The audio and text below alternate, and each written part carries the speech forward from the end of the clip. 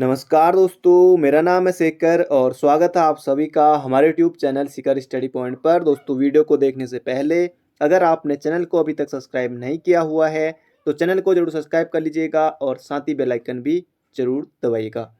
दोस्तों, इसमें हम देखने वाले हैं 30 महत्वपूर्ण प्रश्नों को और 30 में से सबसे ज़्यादा प्रश्न आपको देखने को मिलेंगे वो रहेंगे उत्तराखंड के, यानी कि 15 प्रश्न उत्तराखंड के और 15 प्रश्न रहेंगे हिंदी और जीके के मिक्स। तो आप वीडियो को अंत तक जरूर देखिएगा।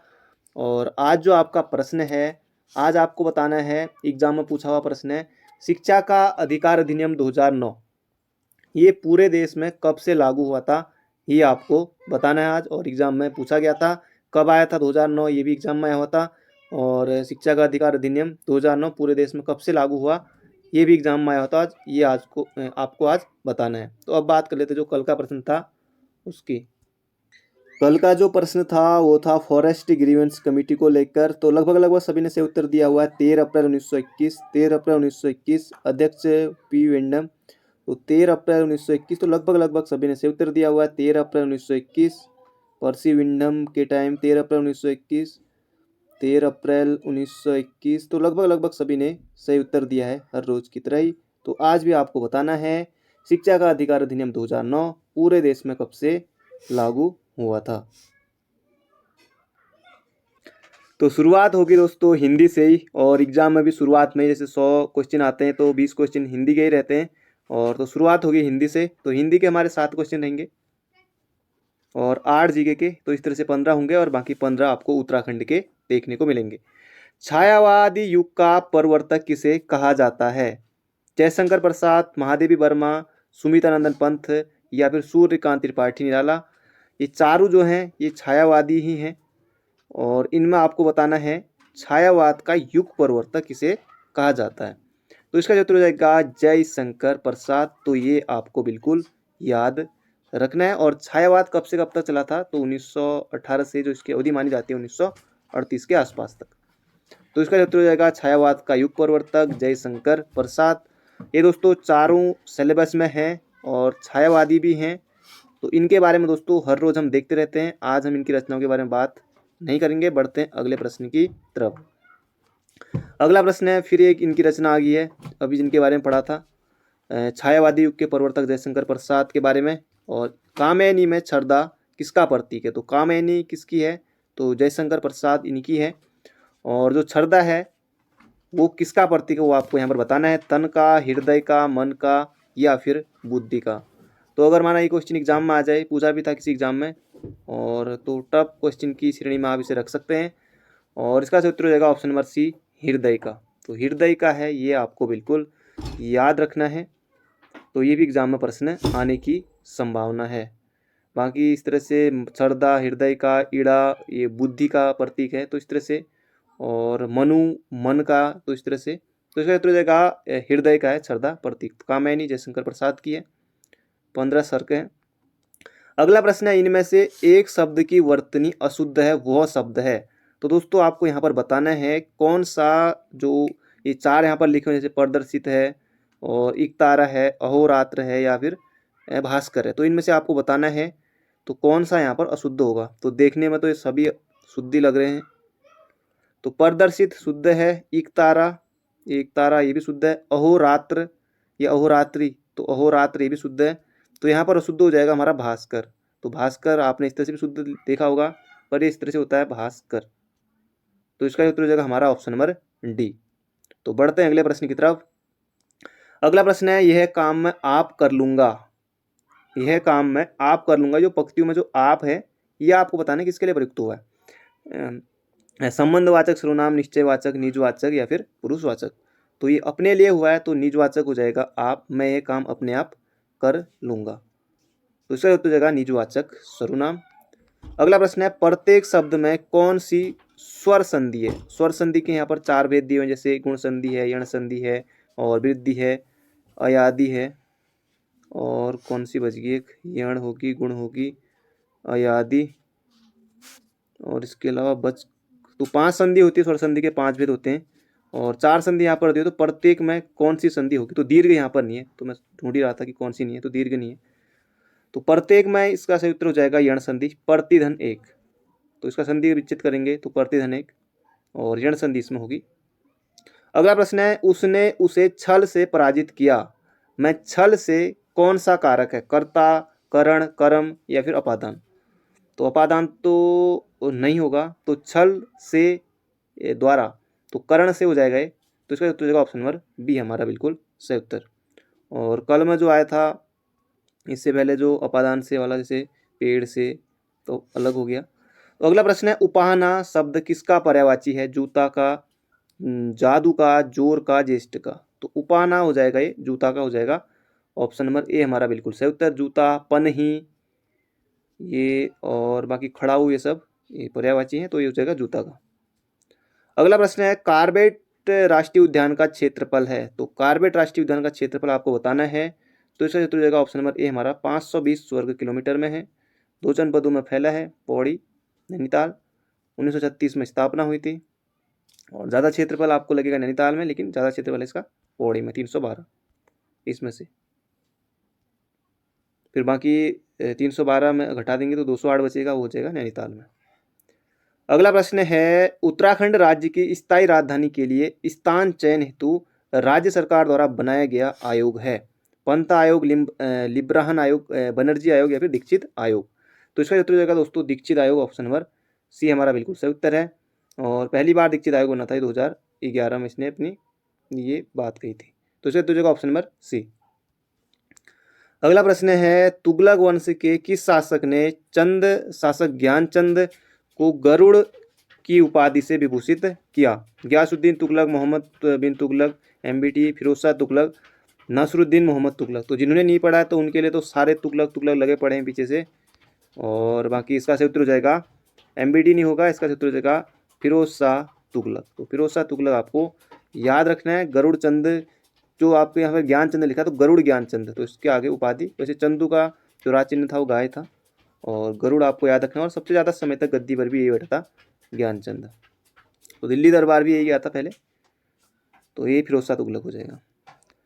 अगला प्रश्न है, सूची 1 को सूची 2 से मिलाइए। बिरसू, अरे बिरसू नहीं होगा, बिस्सू होगा। ये बिरसू आप समझ जाइए, बिस्सू होगा। इसको यहाँ पर सुमेलित करना है। एक तरफ मेले दिए, एक तरफ स्थान। हाट काली का मेला ये लगता है हमारा कहाँ, पिथौरागढ़ में। पिछली बार वीपीडीओ में बना था ये वाला प्रश्न कि हाट काली का मेला कहाँ लगता है, सिर्फ यही इसी तरह से बना था, बाकी ये और ऑप्शन नहीं थे, सिर्फ यही पूछा था हाट काली का मेला। और तो हाट काली का हो जाएगा पिथौरागढ़ में, बाकी रानी बाग नैनीताल में, चंद्रबदनी टिहरी और बिस्सू ये चक्राता। बाकी किसी ऑप्शन में मिल जाएंगे तो आप इन्हें देख लीजिएगा। वैसे भी ऑप्शन क्या ही करना है यहाँ पर, याद रखे, इन्हें याद रखिए कि हाट काली का कहाँ लगता है, पिथौरागढ़, और रानी बाग जैसे नैनीताल है, चंद्रबदनी टिहरी है, और बिस्सू ये चक्राता है। अगला प्रश्न है, पर्यावरणविद और सामाजिक कार्यकर्ता यहाँ पर आपको भरना रहेगा को 2013 के लिए प्रतिष्ठित गांधी पुरस्कार से सम्मानित किया गया था। हरिप्रसाद उनियाल, चंदी प्रसाद भट्ट, सुंदरलाल बहुगुणा? तो इसका उत्तर हो जाएगा दोस्तों चंदी प्रसाद भट्ट को 2013 में जो गांधी पुरस्कार से सम्मानित किया गया था। तो ये आपको बिल्कुल याद रखना है। बाकी 1982 में इनको पहले रमन मैग्सेसे पुरस्कार से भी सम्मानित किया गया है, तो ये आपको बिल्कुल इनसे संबंधित याद रखना है। और 1964 में दसौली ग्राम स्वराज मंडल, वो भी एग्जाम में आता है। अगला प्रश्न है, high altitude plant physiology research centre स्थित है नैनीताल, मसूरी, जोशीमठ या फिर श्रीनगर? तो दोस्तों बहुत सारी चीज़ें हैं, जैसे वहाँ एनआईटी भी वहीं है जहाँ ये स्थित है, और तो एनआईटी से आपको याद आया गया होगा, तो श्रीनगर में है। और बाकी मौलाराम चित्र संग्रहालय श्रीनगर में। बाकी बहुत सारी चीज़ें हैं श्रीनगर में, जैसे कि हिमालय पुरातत्व एवं नरवंशी संग्रहालय, वो भी वहीं है श्रीनगर में। NIT, national institute of technology, ये भी, तो ये हो जाएगा श्रीनगर में है। अगला प्रश्न है, गोरखा सेनाएं प्रद्युम्न शाह का पीछा करती हुई देहरादून तक आ पहुंची और अक्टूबर 1903 में देहरादून पर गोरखों का अधिकार हो गया। प्रद्युम्न शाह ने शरण ली थी, तो कहाँ ली थी? बाकी फिर आपको पता है कि प्रद्युम्न शाह वीरगति को प्राप्त हो जाते हैं 14 मई 1804 को। और बाकी पहले उन्होंने शरण कहाँ ली थी, यहाँ पर पूछा गया है। लंडोरा रियासत, कांगड़ा रियासत या फिर सिरमौर रियासत, या इनमें से कोई नहीं?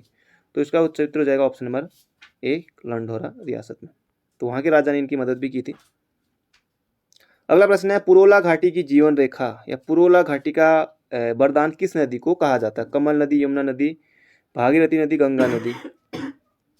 बाकी ये सभी नदियाँ लगभग लगभग बहती हैं वहाँ, बाकी गंगा फिर देवप्रयाग से नाम पड़ता है। तो इसका उत्तर हो जाएगा कमल। उत्तरकाशी जनपद की सारी नदियां लगभग, तो कमल नदी हो जाएगा इसका सही उत्तर। अगला प्रश्न है वरुणावत पर्वत कहाँ स्थित है। तो ये भी वहीं से प्रश्न है जहाँ भी आया था उत्तरकाशी जनपद। तो वरुणावत पर्वत कहाँ स्थित है, तो दोस्तों इसका सही उत्तर हो जाएगा उत्तरकाशी में है। और वरुणावत पर्वत ये उत्तरकाशी इस पर है। और 2003 में आपको याद रखना है, ये भी चर्चा में रहा था। 2003 में इस पर भूस्खलन भी आया था, तो ये आपको बिल्कुल याद रखना है, 2003 में भूस्खलन वरुणावत पर्वत पर। अगला प्रश्न है, ये भी बहुत ज़्यादा चर्चा में अभी हाल ही में, लगातार 3 क्वेश्चन दोस्तों उसी जनपद से आगे हैं यहाँ पर हमारे। तो गढ़तांगली दर्रा, अभी आपने इसके बारे में सुना होगा और इसका सही उत्तर मैंने आपको बताया दिया कि लगातार 3 क्वेश्चन वहीं से आ गए। तो ये हो जाएगा उत्तरकाशी, बाकी चमोली भी थोड़ा गढ़ी टिहरी। तो ये हो जाएगा गढ़तांगली दर्रा है। एग्जाम में बनने की संभावना है इसकी, किसी न किसी एग्जाम में जरूर बन सकता है। बाकी इससे संबंधित और भी फैक्ट बनेंगे, और बाकी ये आया तो बिल्कुल आसानी है। गढ़तांगली दर्रा कहाँ स्थित है, तो उत्तरकाशी में। अगला प्रश्न है हमारा, उत्तराखंड अंतरिक्ष उपयोग केंद्र की स्थापना की गई 2005, 2007, 2004, 7 कब। तो इसका उत्तर हो जाएगा 2005 में। और कहाँ स्थित है, तो उत्तराखंड अंतरिक्ष उपयोग केंद्र, तो आपको पता है कि ज़्यादा चीज़ें दून में ही होती हैं, तो ये है देहरादून में। और स्थापना हुई थी इसकी 21 सितंबर 2005 को। तो 2005 को याद रखिएगा। इसका उत्तर हो जाएगा ऑप्शन नंबर सी। दोस्तों बढ़ते हैं अगले प्रश्न की तरफ। और अभी तक आपने वीडियो को लाइक नहीं किया तो लाइक जरूर से कर दीजिए। अगर आप चैनल पर नए हैं, अभी तक आपने चैनल को सब्सक्राइब नहीं किया हुआ है, तो चैनल को भी जरूर सब्सक्राइब कर लीजिएगा और साथ ही बेल आइकन भी जरूर दबाइएगा।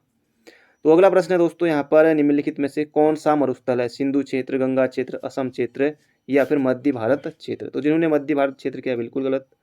तो इसका क्षेत्र जो दोस्तों एग्जाम में दिया गया था, एग्जाम में आया हुआ प्रश्न था, और सिंधु क्षेत्र इसका दिया गया था।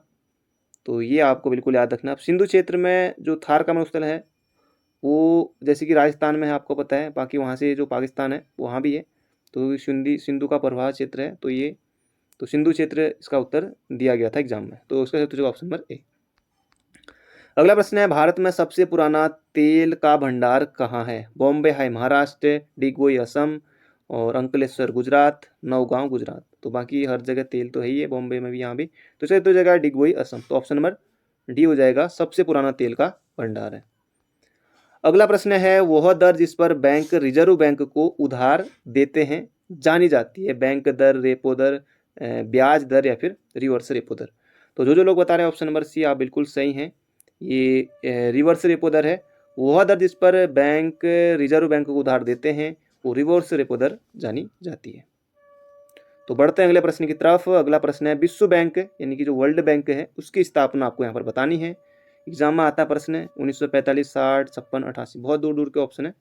और इसका सही ऑप्शन नंबर ए हमारा। और बाकी जो इसका हेडक्वार्टर है वो वाशिंगटन डीसी में, तो वो भी आपको बिल्कुल याद रखना। तो इसका सही ऑप्शन नंबर ए। अगला प्रश्न है, 1935 के अधिनियम द्वारा स्थापित भारतीय संघ में अवशिष्ट शक्तियां किसको दी गई थी। गवर्नर जनरल को, प्रांतीय गवर्नरों को, या फिर प्रांतीय विधान मंडल को, या फिर संघीय कार्यपालिका को। तो प्रांतीय गवर्नर नहीं होगा, इसका क्षेत्र हो जाएगा गवर्नर जनरल को। 1935 के अधिनियम द्वारा तो गवर्नर जनरल को अवशिष्ट शक्तियां प्रदान की गई थी। अगला प्रश्न है दोस्तों, ये भी जबरदस्त प्रश्न है। अगर आप इसका भी उत्तर देने में कामयाब रहते हैं तो 1 नंबर आपका यहाँ पर भी पक्का है। तो न्यायालय द्वारा अपराधी घोषित किए गए व्यक्ति को चुनाव लड़ने के लिए अयोग्य करार देने का निर्णय किया गया है भारत सरकार द्वारा, या फिर निर्वाचन आयोग कर सकता है, या फिर संसद कर सकती है, या फिर सर्वोच्च न्यायालय कर सकती है। तो बहुत ज़्यादा इंपॉर्टेंट क्वेश्चन है दोस्तों, बड़े बड़े एग्जाम में आता है प्रश्न। न्यायालय द्वारा अपराधी घोषित किए गए व्यक्ति को चुनाव लड़ने के लिए अयोग्य करार देने का जो निर्णय है, भारत सरकार नहीं, निर्वाचन आयोग जिन्होंने सोचा है बिल्कुल नहीं, सर्वोच्च न्यायालय नहीं, तो ये संसद हो जाएगा। इसका सही उत्तर ऑप्शन नंबर डी हमारा, तो याद रखिएगा। अगला प्रश्न है दोस्तों, जैसे द्वैतवाद संबंधित कौन है। द्वैतवाद सिर्फ 1 नंबर के लिए यहीं से, बाकी यहाँ पर तो ये भी कई लोगों के लिए टफ क्वेश्चन रहेगा, और बाकी जो अनुभवी हैं वो आप लोग सही उत्तर बताएगा इसका। तो निम्न में से कौन सुमेलित नहीं है। अद्वैतवाद सुमेलित है, सॉरी नहीं है, होता तो फिर और ही बात होती। कौन सुमेलित है, यहाँ पर है सिर्फ इन चारों में से सिर्फ एक ही सही उत्तर है, बाकी 3 गलत हैं। अद्वैतवाद रामानुजाचार्य, विशिष्टाद्वैतवाद शंकराचार्य, द्वैतवाद मध्वाचार्य, या फिर द्वैताद्वैतवाद वल्लभाचार्य। तो इसका जो सही उत्तर है दोस्तों ये है ऑप्शन नंबर सी, द्वैतवाद मध्वाचार्य। और बाकी जो अद्वैतवाद है इसको मिला लेते हैं यहाँ पर शंकराचार्य। और विशिष्टाद्वैतवाद है ये हो जाएगा रामानुजाचार्य। और द्वैतवाद हो जाएगा ये, इसको देख लीजिएगा द्वैतवाद को। और बाकी ये इतना ही सही है, तो इसका उत्तर हो जाएगा द्वैतवाद मध्वाचार्य। अगला प्रश्न है 1857 में किसने इलाहाबाद को आपातकालीन मुख्यालय बनाया था? Canning, Wellesley, Cornwallis, Bentinck. अगर आपको इनका जो क्रम याद हो कि कौन कब था, जैसे कॉर्नवालिस 1793 उस समय, बेंटिंक फिर सती प्रथा के समय 1828, वेलेजली 98 के आसपास, तो कोई भी ये सही नहीं बैठते हैं, तो ये हो जाएगा कैनिंग। तो आप सभी को पता है कैनिंग थे 1857 में, तो कैनिंग हो जाएगा इसका सही उत्तर। अगला प्रश्न है गोपेश्वर का प्राचीन नाम है गोपेश्वर, गोस्थल, या इनमें से कोई नहीं है फिर गोपी। तो इसका उत्तर हो जाएगा गोस्थल, गोथला, गोपाला, सब गोपेश्वर के नाम है और चमोली जनपद का मुख्यालय भी है हमारा गोपेश्वर। अगला गब्बर सिंह नेगी संबंधित हैं, अर्जुन अवार्ड दिया गया इनको, या विक्टोरिया क्रॉस, परमवीर चक्र, महावीर चक्र। तो इसका उत्तर हो जाएगा विक्टोरिया क्रॉस दिया गया था 1915 में, और इससे पहले दिया गया था दरबान सिंह नेगी को 1914 में। तो ये आपको बिल्कुल याद रखना है, उस समय के हैं गब्बर सिंह नेगी, विक्टोरिया क्रॉस दिया गया। बाकी परमवीर चक्र की बात करें तो मेजर सोमनाथ शर्मा, इनको दिया गया था 1947 में, शैतान सिंह 62 में। अगला प्रश्न है राज्य का सर्वाधिक क्षेत्रफल वाला वन्यजीव विहार आपको यहाँ पर बताना रहेगा, गोविंद, केदारनाथ या अस्कोट, सोना नदी। तो इसका उत्तर हो जाएगा सोना नदी पौड़ी में है 301 1987। अस्कोट कल ही आया था, ये कल के एग्जाम में भी, जो कल के सेट में भी आया था ये, तो 1986 था, 600 के आसपास है, 599 600। बाकी गोविंद का भी 485 है, तो ये हो जाएगा केदार वन्य जीव विहार 967 है, तो ये हो जाएगा ऑप्शन नंबर बी हमारा बिल्कुल सही उत्तर। अगला प्रश्न है स्कंद पुराण में गढ़वाल क्षेत्र का वर्णन किसके अंतर्गत है? केदार खंड, हिमालय खंड, मानस खंड या जालंधर खंड। तो जालंधर खंड तो नहीं, तो ये हिमालय केदार खंड होगा, क्योंकि स्कंद पुराण गढ़वाल आ गया तो केदार खंड है, और बाकी कुमाऊं तो मानस खंड है। तो याद रखिएगा ऑप्शन नंबर ए हो जाएगा इसका बिल्कुल सही उत्तर। अगला प्रश्न है सही विकल्प चुनिए, यहाँ पर आपको चुनना है, ये भी एग्जाम में बना हुआ था। बुरांस हृदय देखभाल में आता है, जूस होता है इसका। ब्राह्मी, बाकी और चीज़ भी। ब्राह्मी स्मरण शक्ति और खून साफ, गिलोय बुखार कम करने के लिए, यह उपयुक्त तो सभी सही हैं। तो दोस्तों ये बुरांस हृदय देखभाल में ये भी सही है। और ब्राह्मी, अब आपको कि ब्राह्मी लिपि कर दें, तो ये ब्राह्मी हरिद्वार में बहुत होता है, बाकी आपने देखा भी होगा टीवी में। और स्मरण शक्ति बाकी वैसे भी देखा होगा, तो स्मरण शक्ति और खून साफ ये भी सही है। गिलोय ये बुखार कम करने के लिए, तो उपयुक्त तो सभी हो जाएगा इसका सही उत्तर। तो दोस्तों ये थे आज के हमारे 30 महत्वपूर्ण क्वेश्चन। 30 में से स्कोर कितना रहा चैट बॉक्स में जरूर बताएगा। चैनल पर नए हो तो चैनल को सब्सक्राइब जरूर कर लीजिएगा, और वीडियो को लाइक नहीं किया तो लाइक जरूर से कर दीजिए। मिलते हैं गाइज बहुत जल्दी एक नई वीडियो में। तो thank you friend, thank you so much.